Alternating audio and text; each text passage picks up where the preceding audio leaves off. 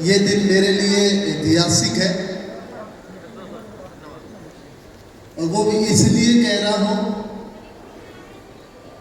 कि आज smart value जो कंपनी है उनको 25 साल तो हुए हैं।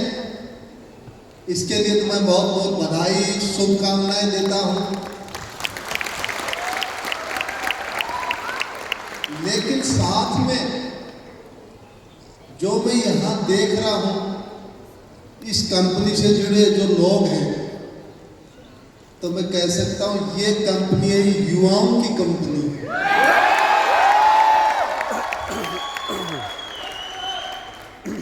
कहीं नहीं कि मुझे आपको देख करके कॉलेज के दिन याद आ गए।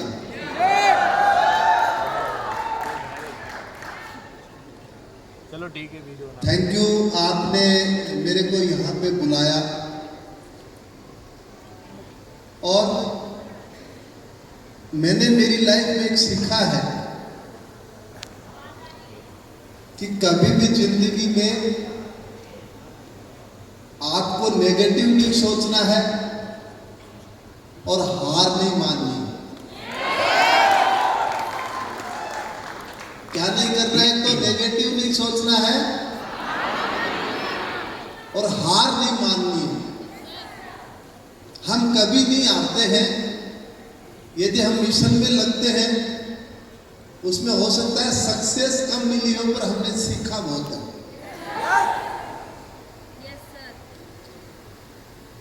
और मैं मेरी लाइफ के बारे में कहूं तो 10 साल की उम्र में जब मुझे करंट लगा था, बिजली का करंट, एक पेड़ पे मैं चढ़ गया था भूलवश, वहां पे ये करंट लगा मुझे। और जब मुझे उस पेड़ से नीचे उतारा गया तो मुझे घर तक जब लेकर के आए थे तो समझा कि डेड हो चुका है, ये मर हो चुका है। तो पहले तो मैं बताना चाहता हूं कि मैं जिंदा रह गया, वही मेरी लाइफ में बोनस है।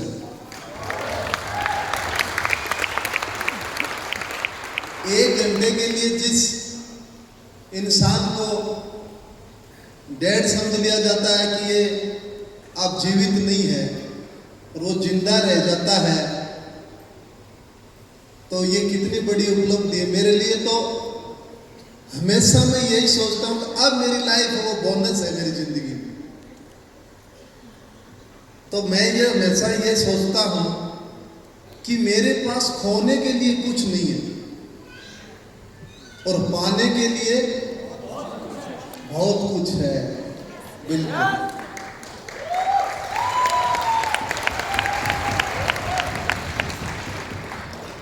एक मुश्किल दौर से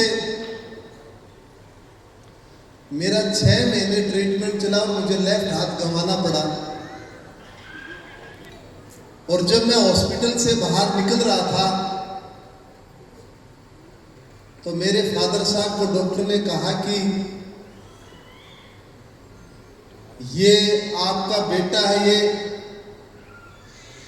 लाइफ में ज्यादा कुछ नहीं कर पाएगा, बहुत दुबला पतला रहेगा ये, क्योंकि इसके इतनी ज्यादा चोटें लग चुकी हैं, नॉर्मल जिंदगी ये नहीं जी पाएगा।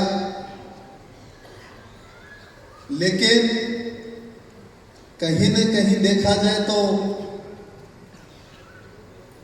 फादर साहब ने कहा कि जब मैं मेरे बेटे को लेकर के आया था तो आपने कहा था कि जिंदा कैसे रह गया, तो जिंदा रह गया तब आगे भी अच्छा ही करेगा। तो मेरे लिए वो मोटिवेट बात थी। उसके बाद मैंने ऐसा फील्ड चुना कि मुझे स्पोर्ट्स करना है, खेलना है मुझे। आज से 30 साल पहले एक दिव्यांग जब स्कूल में जाके उसने भाला उठाया, जेवलिन उठाई कि मुझे खेलना है। मैं 9वीं कक्षा में था, 10वीं में था सॉरी। तो मेरे से सभी ने कहा कि आप दिव्यांग हो, आप भाला नहीं फेंक सकते, आप जेवलिन थ्रो नहीं कर सकते, आप अपनी पढ़ाई करो और जॉब पकड़ो, जिंदगी जियो। देखिए भाला उठाना ही मेरे लिए चैलेंज था, लेकिन मेरा जज्बा, मेरा हौसला ये कह रहा था कि मुझे तो भाला फेंकना ही है। अब स्कूल में भाला तो नसीब नहीं हुआ। मैंने गांव में आकर के, मेरे घर पे आके एक लकड़ी का भाले बनाया, मैंने खुद ने पर्सनली। वो भाला बना करके मैं डिस्ट्रिक्ट का चैंपियन बना।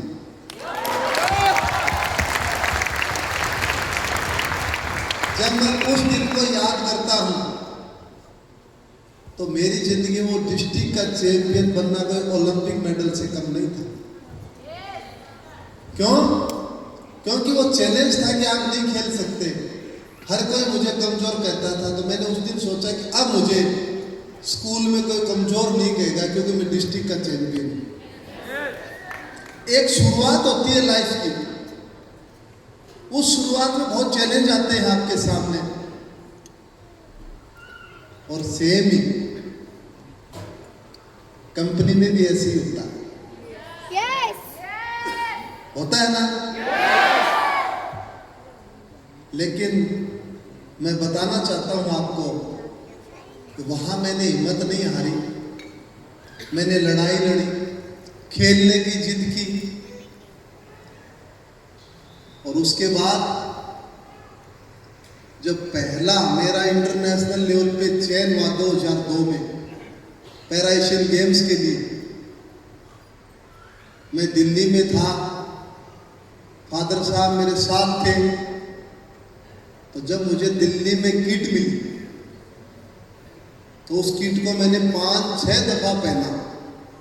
तो मेरे फादर साहब ने कहा कि क्या ये छोटी है या बड़ी है? तो मैंने कहा नहीं, तो ये छोटी है ना ये बड़ी है। मुझे इंडिया का ब्लेजर पहन के बहुत अच्छा लगा। कहीं न कहीं वो देशभक्ति थी। 2002 में पहले ही टूर्नामेंट में पैरा एशियन गेम्स में गोल्ड मेडल जीता और एशिया का नया रिकॉर्ड किया। और इतना बताना चाहता हूं, उस टाइम में कॉलेज स्टूडेंट था।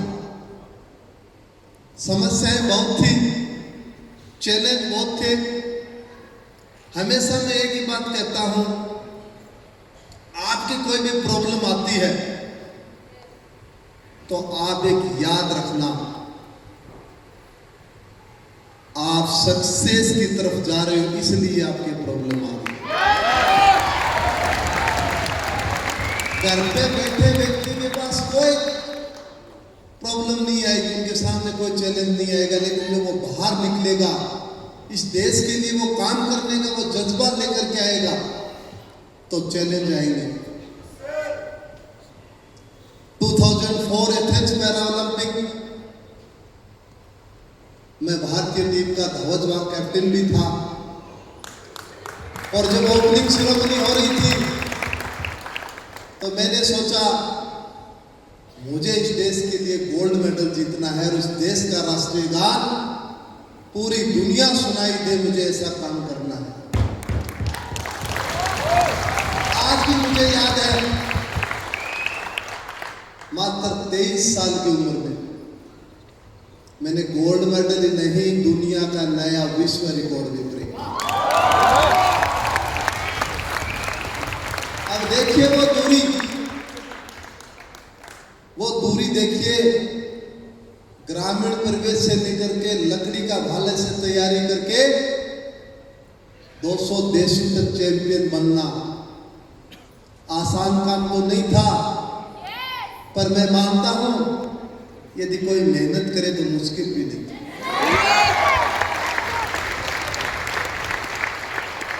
2005 में मुझे महामहिम राष्ट्रपति ने अर्जुन अवार्ड से नवाजा, और ये सफर रुका नहीं, चैलेंज थे।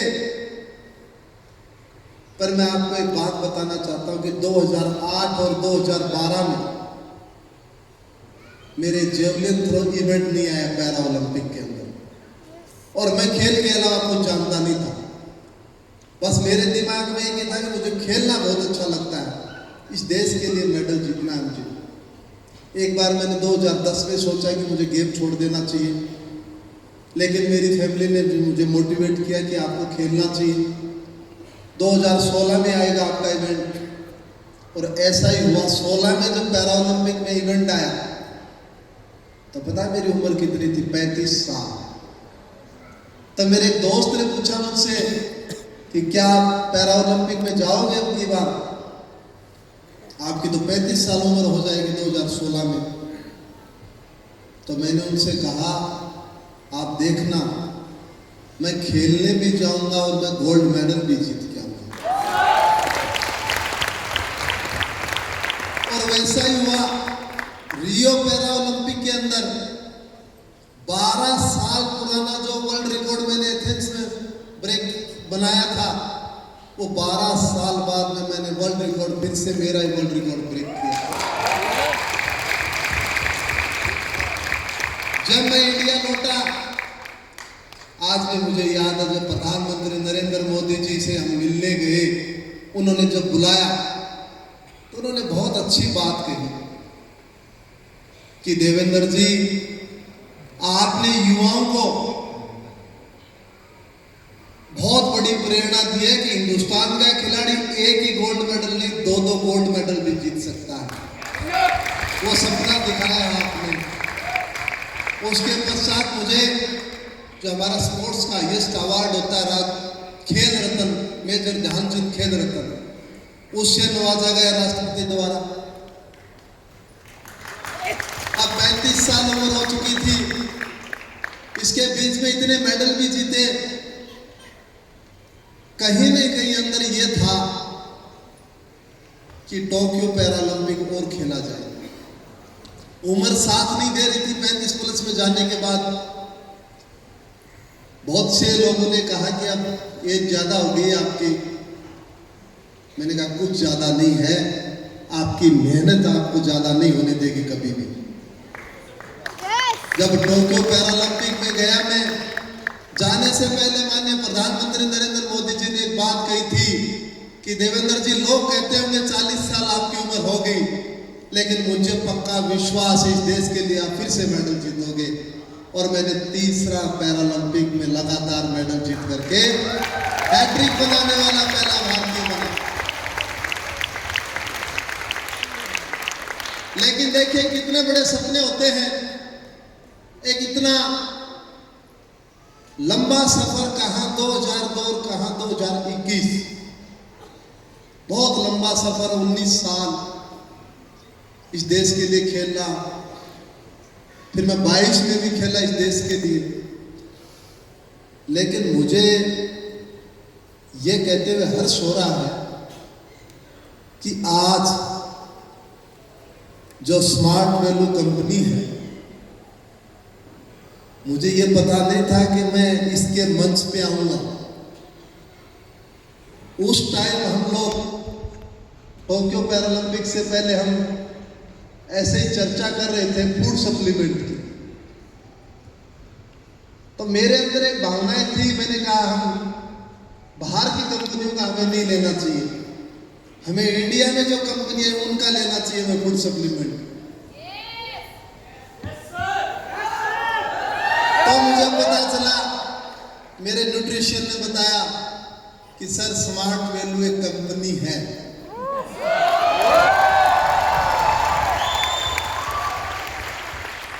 तो उसके वे प्रोटीन बहुत अच्छे आते हैं, फूड सप्लीमेंट काफी, जैसे कैल्शियम, मल्टीविटामिन। तो मैं 2021 में स्मार्ट वैल्यू कंपनी से जुड़ा था।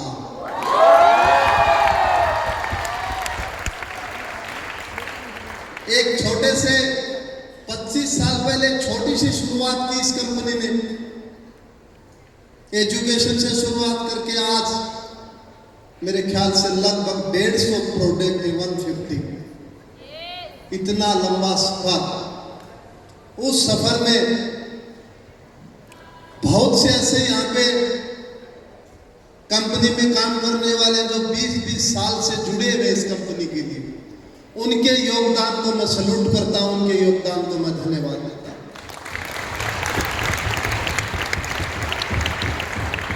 तो कहीं न कहीं उनका जो योगदान है, उनके योगदान की वजह से आज ये कंपनी इतनी ऊंचाई पे है। और मैं एक बात और कहना चाहता हूं, 2022 में जब मैं लास्ट टूर्नामेंट खेला था Morocco world grand prix, gold medal से 2002 में शुरुआत की और 2022 में सिल्वर मेडल से मैंने कैरियर मेरा संन्यास लिया था। इतना लंबा खेलना, लेकिन एक सीखा है मैंने जिंदगी में, आपका जो काम है, काम ऐसा करें आपकी कि उसमें इतना इंटरेस्ट हो जाए आपके अंदर कि मुझे सिर्फ काम ही नजर आना चाहिए। आपको पता है,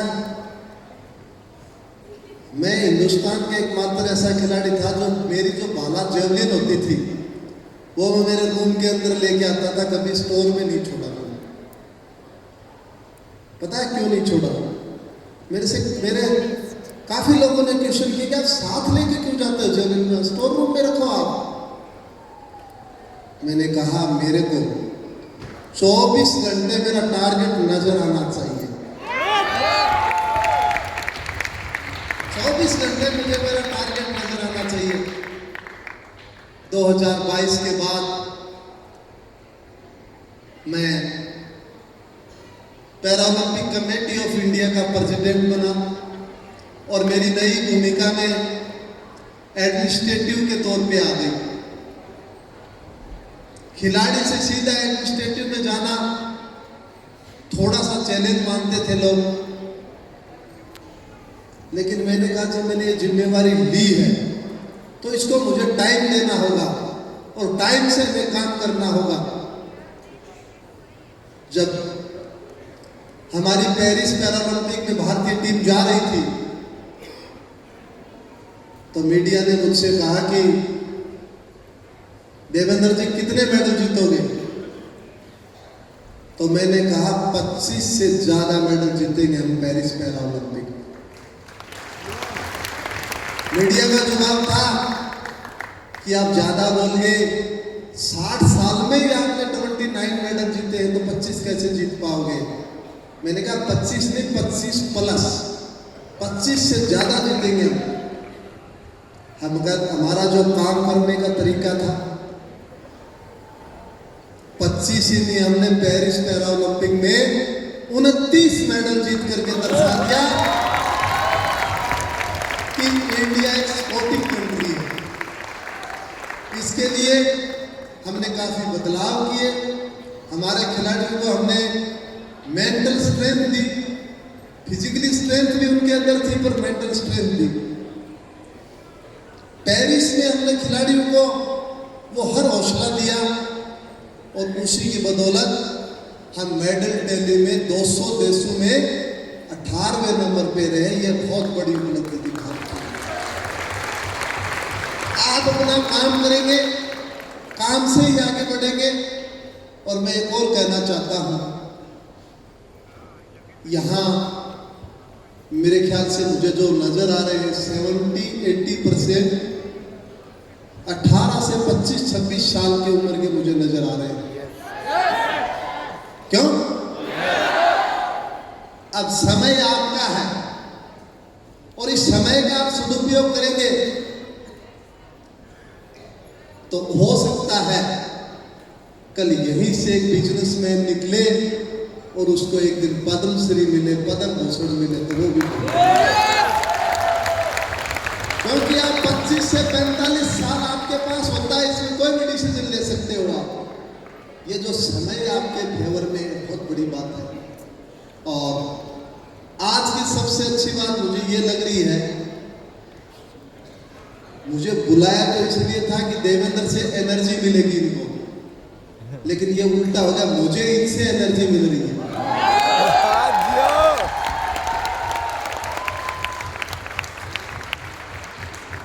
यदि देवेंद्र का जिस दिन एक हाथ चला गया था और वो ये कहता है कि मैं कुछ नहीं कर सकता, मेरे पास तो बहुत बड़ा बहाना था। आपको पता है, कॉलेज टाइम में मैंने खुद से मेरे एक हाथ से खाना बना करके खाया है मैंने, और तैयारी भी की है। आप सोच सकते हो एक हाथ से कैसे खाना बनेगा? बिल्कुल बनता है जी, मेहनत करेंगे तो बनेगा, नहीं तो नहीं बनेगा। मैं कॉलेज टाइम में, मुझे आज एक बहुत पुरानी बात याद आ गई। खिलाड़ी को डाइट की बहुत जरूरत रहती है, और उसके लिए मैं क्या करता था, मेरे कोच साहब बुलाते थे मुझे मॉर्निंग में 5 बजे, और मैं जाता था 4 बजे। 4 बजे जा करके मैंने कुछ लड़कों को मैं फिटनेस की तैयारी करवाता था, और उससे मुझे महीने के 1,000 रुपए मिलते थे। उस 1,000 रुपए का मैं जूस पीता था। ये मेरा कैलकुलेशन था। तो कहाँ से कहाँ तक आप काम कर सकते हो? आपके काम की एक वैल्यू बनती है, और ये वैल्यू है धीरे धीरे बहुत ज़्यादा ग्रोथ करती है। मैं तो इतना कहना चाहता हूँ, आज का दिन ये मेरे लिए ऐतिहासिक है। उम्मीद है आप यहाँ से निकल करके अपने फील्ड में जाएंगे, यहाँ बहुत कुछ सीख करके जाएंगे आप, और उसी को आप इम्प्लीमेंट करेंगे वहाँ जाकर।